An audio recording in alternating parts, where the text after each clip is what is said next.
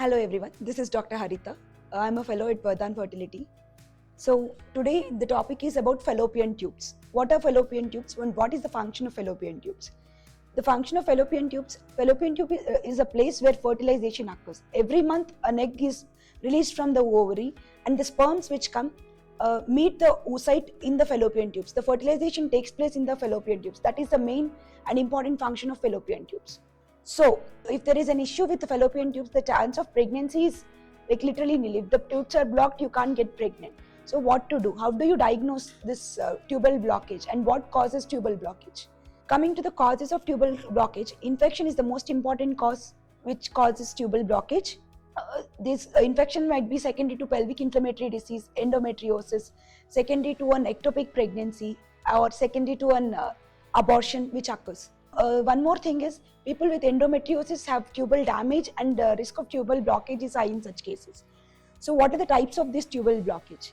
There might be proximal tubal blockage or distal tubal blockage or the fimbrial blockage. Fimbrial blockage is the edge of the fallopian tube, end of the fallopian tube is blocked.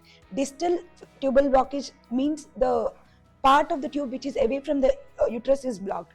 Proximal fallopian tube blockage is the corneal end of the fallopian tube is blocked. So what are the symptoms which people might have? One thing is infertility as such is a symptom which occurs due to tubal blockage. The second thing is whenever somebody is having PID or any infection, the symptoms that infections might cause are the symptoms that usually people present with. Otherwise, as such, tubal blockage might not be symptomatic. You would not see any signs unless and until you are diagnosing or you're trying to investigate them for infertility.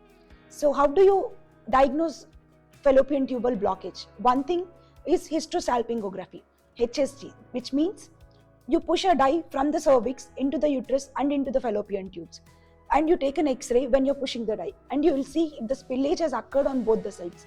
If the spillage is present on both the sides, that means the fallopian tubes are open, both the fallopian tubes are open. If at all there is a blockage on one side, that means one tube is blocked, and if there is no spill at all, that means both the tubes are blocked. So what do you do? How do you manage a patient with tubal blockage? And one more thing, what if one tube is open and the other tube is closed? Is there still a chance that the person might get pregnant? Definitely yes. One proper normally working fallopian tube which is open is enough for a person to get pregnant.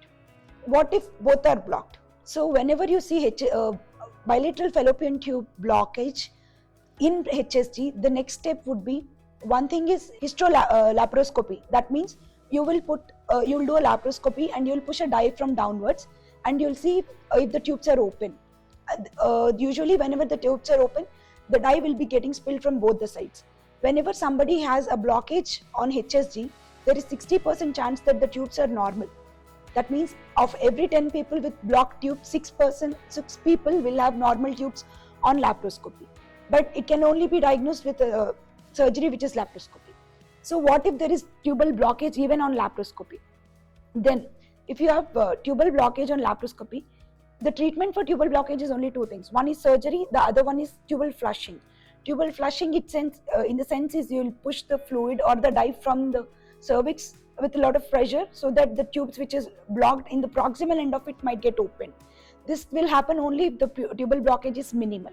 If the injury to the tube is severe and if they already have something like hydrosalpinx, that means tubes are blocked and the fluid whichever you're pushing is just staying inside the tubes as a swelling or the tubes are edematous, then the chance of you correcting the tubes will be lesser.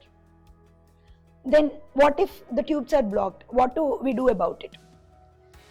Or what if the person is having hydrosalpinx? If the person is having hydrosalpinx, the chance of them conceiving naturally is very low, one thing. And the chance of them getting pregnant with an IVF also is low if the hydrosalpinx is in place. So in such cases, if there is bilateral hydrosalpinx, we do bilateral tubal clipping and then go ahead with IVF.